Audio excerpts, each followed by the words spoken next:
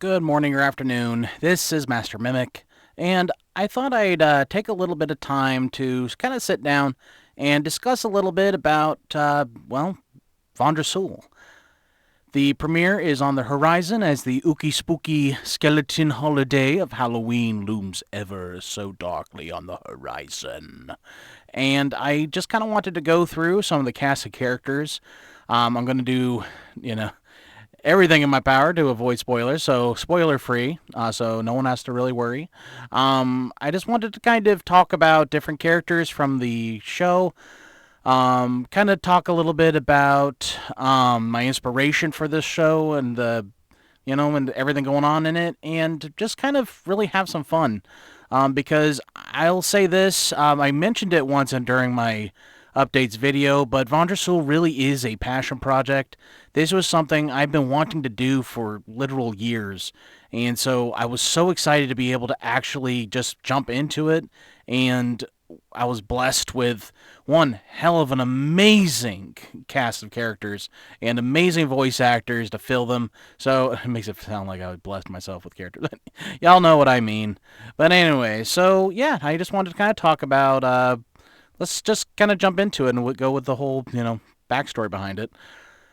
So Vandre Sul was always kind of an idea that I had in the back of my head because, I mean, you've all seen, or I guess heard, a lot of my writing is mostly aimed towards more action and, fantasy kind of. Like there's like more witty dialogue in my repertoire than, anything really like horror based. So Vandre Sul was kind of like my first foray into writing horror.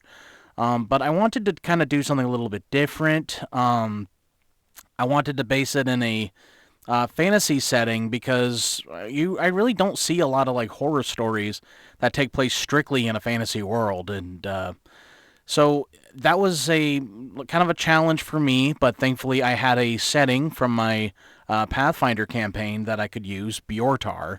Bjortar in that setting is an extremely inhospitable place. The locals are highly xenophobic and extremely dangerous to anyone who essentially doesn't share ancestry with them. And so it was my first thought about where I would want to base a horror story in. Um, so I mean, it'd be easy to say that Vandre Sul was kind of the first thing I even considered when even considering writing horror, just because of the story behind it. It's kind of like a mix of like your typical D&D adventure. A group of characters go into a inhospitable land on a quest and for gold and for fame and honor and all that great stuff. And but there would be kind of a twist on it. It'd be more saturated in like, there's a lot of distrust among them. They're not this hardened, group of adventurers who trust each other. Trust comes very very difficult for people to trust in this party. So it kind of helps add like a layer of tension to it. So there's that bond of fellowship really isn't there. So it's that extra layer of it's that extra level of difficulty going into. I keep saying that. I'm sorry, but it's a burden. It's a challenge they have to overcome in order to ultimately, accomplish this quest.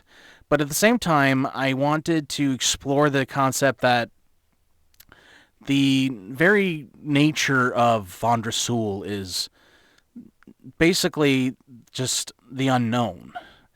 You got these people going into this land. They're very unprepared. They're very, conscious of how difficult this mission is going to be. But the thing is, ultimately, their greatest challenge among anything else is literally just the unknown, the uncertainty. They don't know what's waiting for them in the woodlands of Marzalor Forest.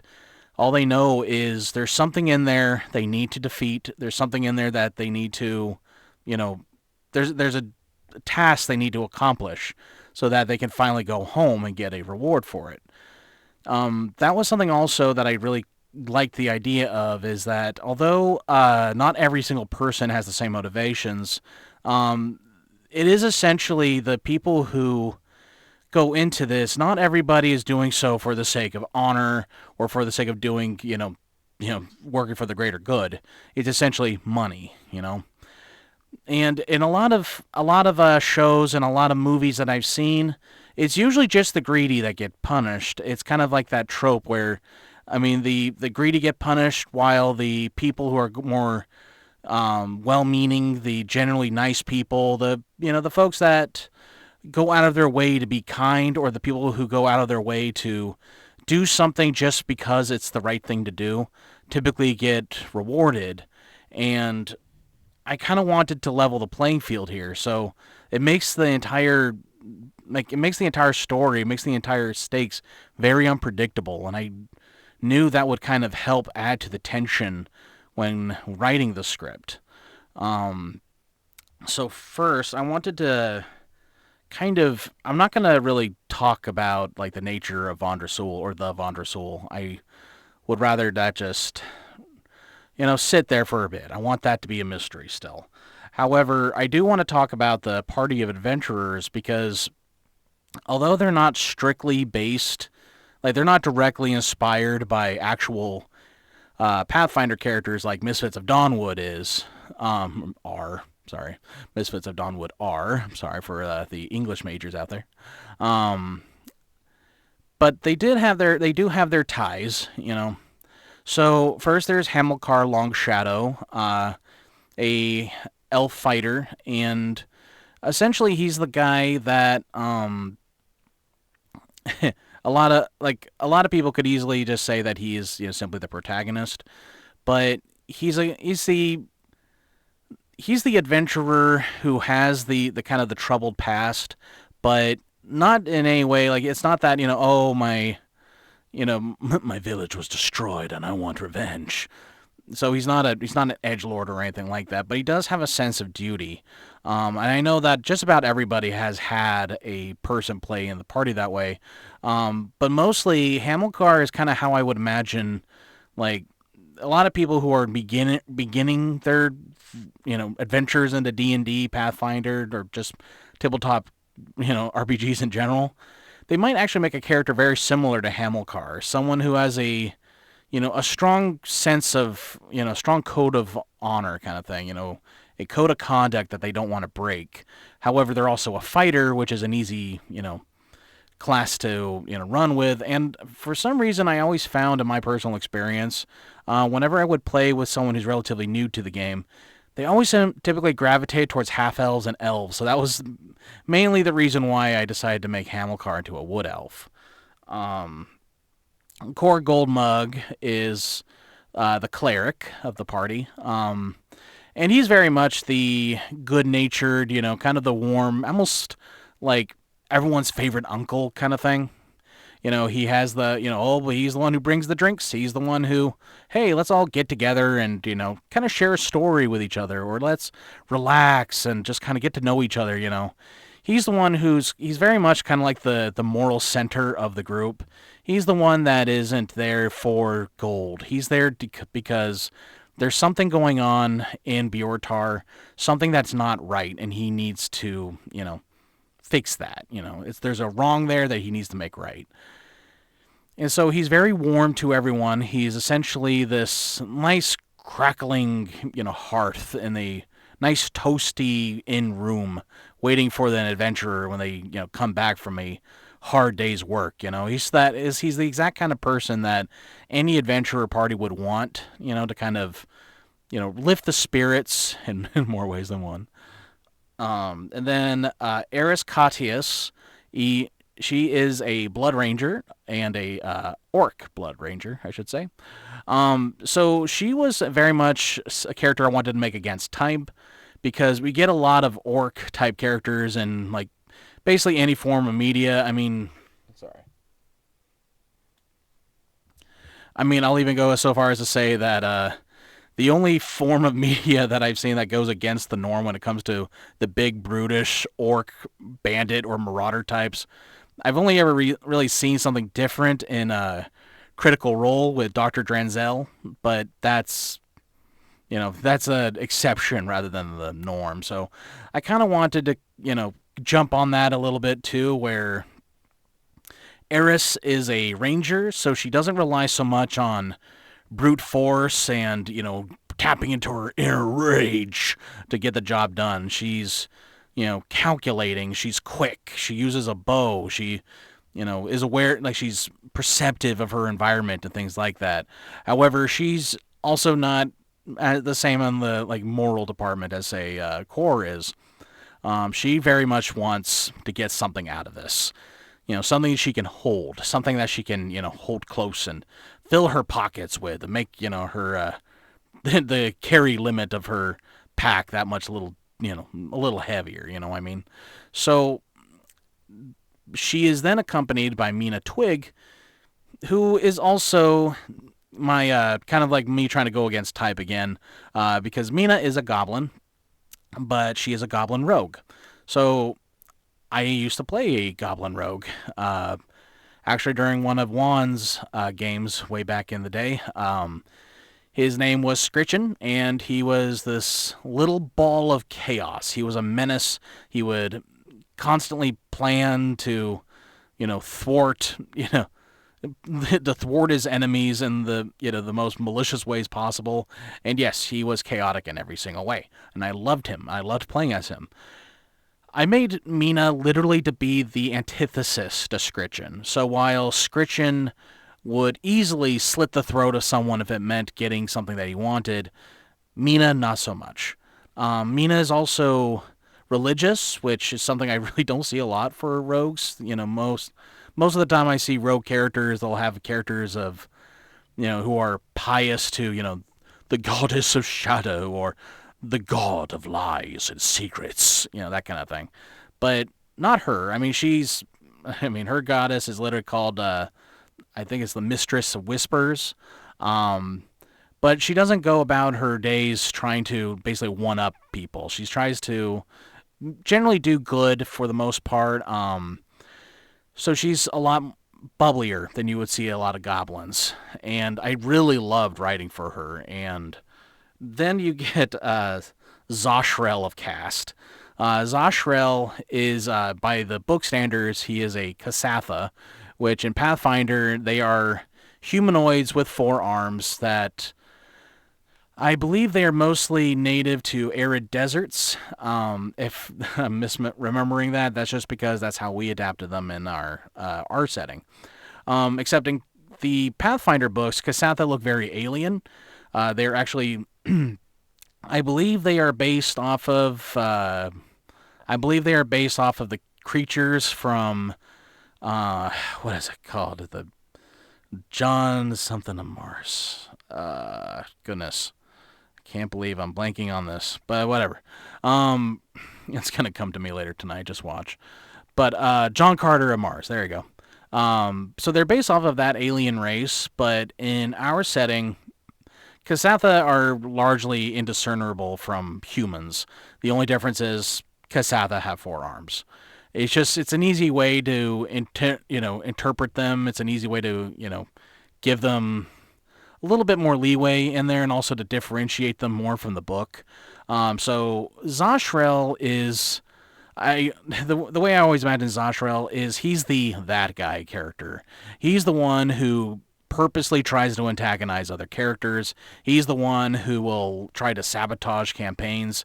He's the one who will literally go against the quest just because he doesn't like something. Or if he decides to go through with the quest, he's doing so to get the most out of it more than anybody. And that's exactly the way that I liked the idea of Zoshrel. He's very arrogant. He's very full of himself, very greedy. But also he has one hell of a chip on his shoulder for elf kind. So of course he's going to, chafe during his interactions with Hamilcar. He also has a small beef with greenskins, but he gets along with them more than, as he would say, the knife ear. Ooh, can I say that? I don't know. Ooh. Then there's Turoth Longshadow.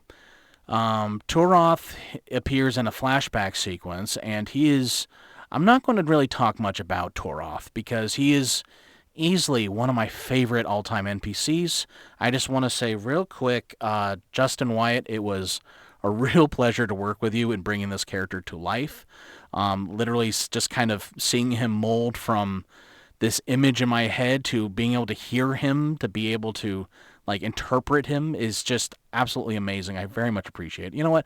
Just a quick shout out to everybody else. You know, uh, Gareth Murden, you play the narrator. Callum Sanders as Hamilcar. Adam I hope I'm saying your name right, man. I am so sorry if I'm not. As Cor Goldmug. Vandre O as Eris Catius. Danielle Fletcher. And yeah, Jordan James as Zoshrel. Just real quick, I just want to say, just real quick, you guys were amazing. I mean, this was one of those projects I just had so much damn fun just listening to your takes. I mean, it was just so amazing just hearing you guys just absolutely nail this project. You guys knew the assignment, you guys knew it down to a T, and you absolutely knocked it out of the park. I loved working with every single one of you, and I really, God, I really hope you guys like the final version. Not that there's anything wrong, it's just I feel like you guys definitely deserve something really special, something absolutely incredible because you guys absolutely knocked it out of the park, and you have my most sincere gratitude. And no, this does not count as a shout out. That's still in the video. Anyways, continuing on though, then I got to work with Carter Westcott again, and that was great because I can't really go much into details, but the character that they play is man, I can't.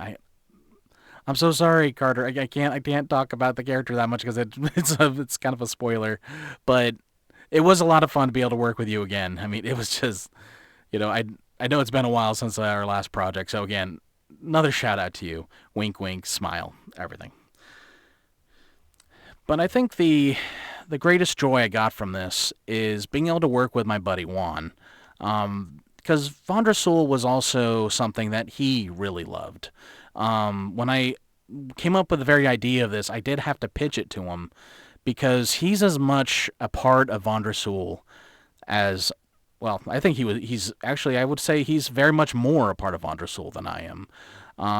When I was finished with the script, I gave it to him and I decided to give him a writing credit. And I say decided, but he earned a writing credit because he went through it. He was able to kind of tell me, oh, hey, maybe this isn't that right. That's not right. Oh, hey, this could be tweaked a little bit.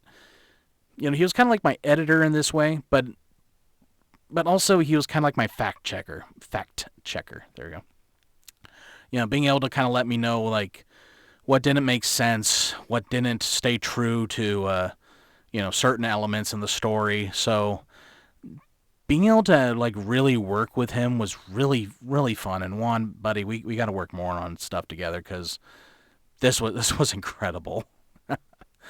For those kind of wondering exactly what is Vandre Sul's like placement in like the overall like landscape of Path of Dragons Radio and our audio dramas, it is in its own way a one shot. However, it's something I'm going to be watching very carefully. I want to see the reactions for this. I want to see the amount of views it gets, how many likes it gets. Does it, like I know a lot of people say like, oh, well, that's just a YouTuber in general. You want to get subscribers from a video, but this one especially, I got to keep an eye on. I'm not going to go into detail as to why, but I'll just say this. For those who can really get the word out, the people who can really just kind of get the name Vandre Sul out there on the airwaves, out on social media, to put as many eyes and ears on this project, there's something special I really, really want to do here. And I hope that Vandre Sul becomes just this great hit for our channel. I hope it gets all the attention because, God, our actors deserve it. They do. Like, their performances were just that amazing. I want as many people to hear them as possible. I want everybody who loves voice acting, who loves audio dramas, who loves horror, who loves fantasy, who loves Pathfinder, Dungeons and Dragons, tabletop gaming in general. I want so many people to know about this project because I want to get as many ears and eyes on these actors as possible. Because, damn it, that's what Path of Dragons is at the end of the day. We are a platform not just for storytelling, but for supporting voice actors. And I want this to work. I want this to be a thing. So, please, let's just make this work. I know I got a little, I know I got a little passionate there, but it's because I am passionate. Like I said, I loved the story. This is something I've been working on in my head for years. And to be able to see it come to life, to be able to hear it, to be able to just visualize it in my head, just it's just it's a dream come true in a lot of ways, more ways than one. Sorry, give me a second. I'm just a lot of emotions are coming up right now. Okay. Well, God, I'm a mess. I'm not gonna edit this out. No, I'm not editing this out. Anyways, like I said, Vandre Sul, stay tuned. Halloween, it's coming. And I can't wait for you guys to hear it. This has been Master Mimic, and I hope you all have an amazing day. Have a good one, everybody.